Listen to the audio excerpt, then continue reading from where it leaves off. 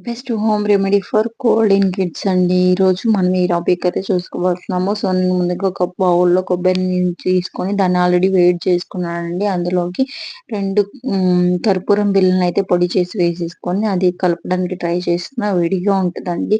చూసుకొని కలుపుకోవాలి. సో, చెయ్యి కాలుతుంది కాబట్టి నేను ఇట్లా హోల్డర్ ఉంటది కదండీ! దాన్ని తీసుకొని దాంతోనే ఇటు ఇటు బాగా తిప్పుతూ బాగా కలిసేటట్టు మిక్స్ చేస్తున్నానండి.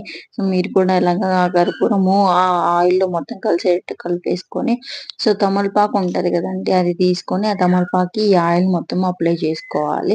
సో, మొత్తం అట్లా నీట్‌గా అప్లై చేసుకున్న తర్వాత కాస్త గోరువెచ్చగా ఉండేటట్టు చూసుకోండి.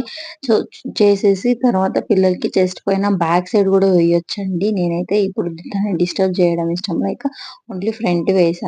తర్వాత కాళ్ళకి కూడా నేను మసాజ్ చేస్తున్నానండి. అరికాళ్ళు ఉంటాయి గదండీ! సో, 2 కాళ్ళకి బాగా మసాజ్ చేసేస్తున్నాను. సో, మీరు కూడా ఇదైతే